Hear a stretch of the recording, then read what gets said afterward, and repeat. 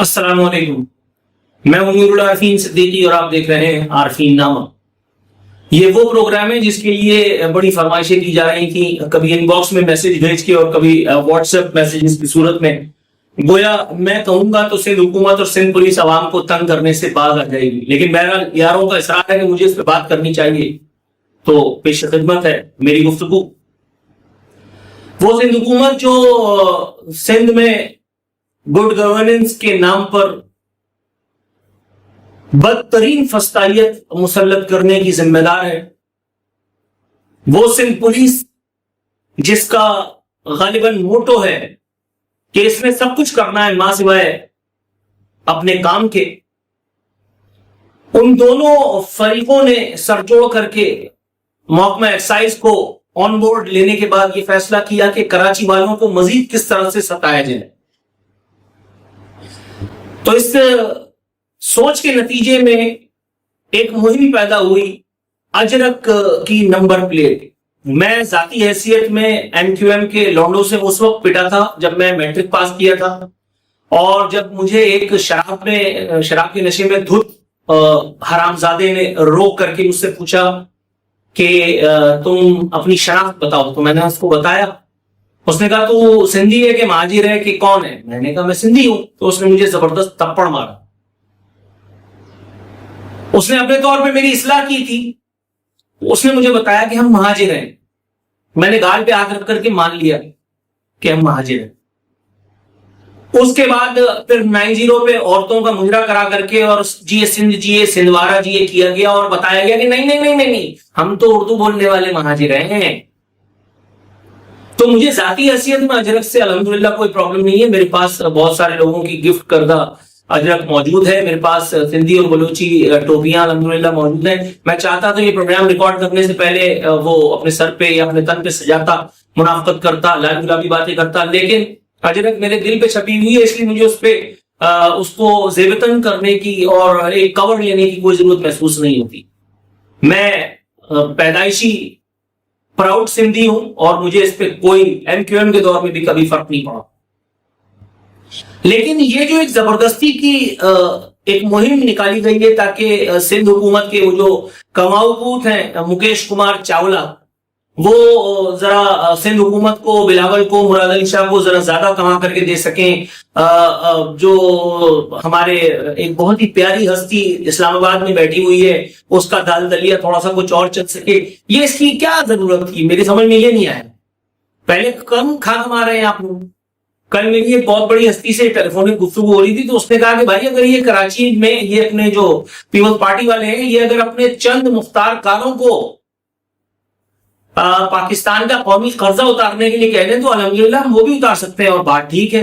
کم کھایا کمایا ان لوگوں نے۔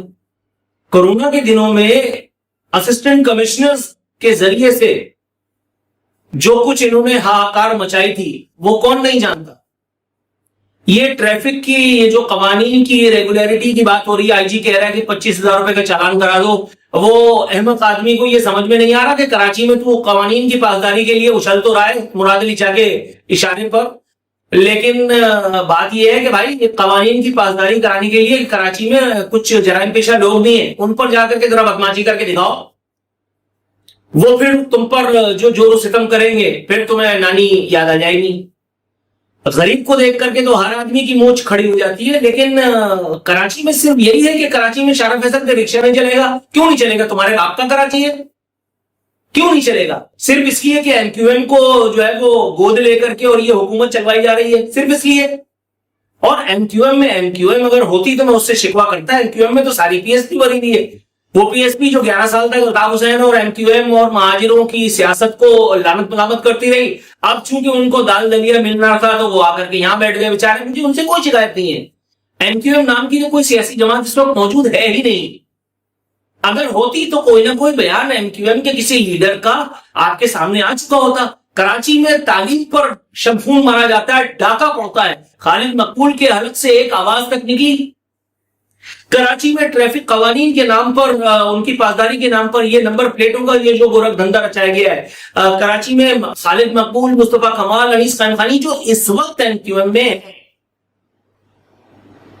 ان کے منہ سے کوئی ایک آواز نکلی, انہوں نے کوئی بات کرنے کی زحمت اٹھا رکھی؟ نو. سندھ اسمبلی میں لال گلابی تقریریں کر کے اور عوام کو جھانسا دینے کی کوشش کرنا یہ تو بہت آسان ہے, لیکن مطلب آپ سمجھے people don't like you, people don't own you, you don't own Karachi, you don't belong to M Q M. آپ کو بھی یہ بات پتا ہے, تو ایم کیو ایم والوں سے شکوہ کر کے میں اپنا وقت برباد کرنے میں کیوں پھرتیاں دکھاؤں؟ میں سندھ حکومت سے یہ پوچھنا چاہتا ہوں کہ بھائی جب ہم پیدائشی سندھی ہیں الحمدللہ, تو ہمیں یہ بتانے کے لیے کیوں بلا وجہ تام جام کرتے ہو کہ سندھ اور کراچی ایک ہیں؟ اوکے, سندھ اور کراچی ایک ہیں, مان لیا, لیکن سندھ کو کراچی کو اس کے حقوق کب ملیں گے؟ کراچی میں سڑکوں کے نام پہ انفراسٹرکچر کی بحالی کا عمل کب شروع ہوگا؟ کراچی میں سڑک نہیں ہے, تمہیں وہ بنانے کا خیال نہیں آتا, لیکن تمہیں لوگوں سے جرمانے وصولنے کا خیال آتا ہے. کراچی میں روزگار نہیں ہے, پاکستان میں تمہیں لوگوں کو روزگار جنریٹ کرنے کے بجائے تمہیں یہ خیال آتا ہے کہ چلو رکشے والوں کی آمدنیاں بند کرواؤ. رکشے والوں کی آمدنی بند ہونے کے ساتھ ساتھ لوگوں کو ٹرانسپورٹ کے مسائل سے بھی نبردست نہ ہونا پڑ رہا ہے. یہ کسی کو خیال ہے؟ وہ سندھ کا انیل کپور جو ہے, وہ اس کو یہ خیال آ رہا ہے کہ اس وقت وہ اپنے قائد کی خوشنودی کے لیے ان کو چند ٹکے زیادہ کما کر کے دینے کے لیے یہ حرکتیں تو کر رہا ہے, لیکن اس کو یاد ہے کہ اس کا باپ جس طرح سے ویل چیئر پہ کراچی لایا گیا تھا, ایک دن اس کو بھی کسی طرح کی کسی ویل چیئر یا اسٹریچر کی ضرورت پڑے گی. اس کو بھٹو کو جان نہیں دینی ہے, اس کو اللہ کو جان دینی ہے. یہ کسی کو خیال ہے؟ نو نو نو نو. اگر یہ خیال ہوتا تو عوام کو لائن میں لگا کے جوتے مار رہے ہوتے. اور اس سے زیادہ مجھے شکوہ ہے ان کراچی والوں پر, ان لوگوں پر جو لائن لگا کر کے ذلیل ہو رہے ہیں.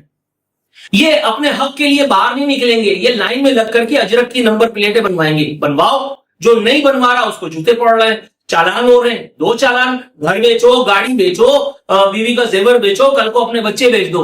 لیکن یاد رکھنا یہ سلسلہ جہاں یہاں سے شروع ہوا ہے, یہ کل کو تمہیں کہیں گے کہ وہ جو پراندے والے زاربند ہوتے وہ بھی پہنو, اور اٹھا کر کے قمیض چیک کریں گے کہ وہ پہنا ہے کہ نہیں, ورنہ تم سندھی نہیں ہو.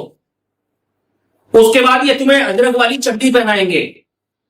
پیپلز پارٹی کی قیادت تمہیں اجرک والی چڈی پہنا کر کے تمہیں یہ انشور کرنا چاہتی ہے کہ تم ایک بار پھر سے جیے سندھ وارا جیے کے گانے گاؤ. اس کے بغیر, ان گانوں کے بغیر پیپلز پارٹی والوں کو یہ یقین نہیں آئے گا کہ تم سندھی ہو. تم 90 پہ اپنی ماں بہنوں کو نچوا کر کے فارغ تو ہو چکے, لیکن اس سے کچھ فرق نہیں پڑنا. تمہیں پتا ہے نا کہ ڈسکریمنیشن کا عالم کیا ہے, لیکن اس ڈسکریمنیشن کے پیچھے تمہارے اپنے لوگ موجود ہیں.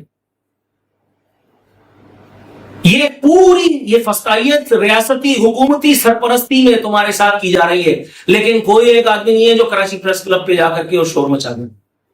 کوئی سیاسی جماعت نہیں ہے, کوئی سیاسی جماعت نہیں ہے, ناٹ ایون جماعت اسلامی, کہ جو اس موضوع پہ بات کرے. ہم اس معاملے میں نہیں پڑیں گے. کیوں؟ اس میں لسانیت کا, اس میں عصبیت کا رنگ کیوں آ جائے گا؟ میں بھی تو بات کر رہا ہوں, اور جو میں نے تمہید باندھی کہ اس سے بات واضح نہیں ہو چکی. میں کوئی سیکٹیرینزم کی بات تو نہیں کر رہا, میں کوئی کیا نام ہے ریسزم کی بات تو نہیں کر رہا, میں کسی قسم کی ہیٹ سپیچ تو نہیں کر رہا. میں تو فیکٹس کے اوپر بات کر رہا ہوں. کراچی میں کراچی سے لینے کا خیال سب کو آتا ہے, کراچی کو دینے والا کوئی ہے یہاں پہ یا نہیں؟ سوالات کی ایک لائن ہے, سوالات کی ایک لائن ہے, لیکن کوئی نہیں جو ان سوالات کو ذرا سیریسلی سوچ کر کے ان کے جوابات تلاش کرنے کی کوشش کرے. نہ حکومت, نہ ریاستی ادارے, اور نہ خود کراچی والے. افسوس, سخت افسوس.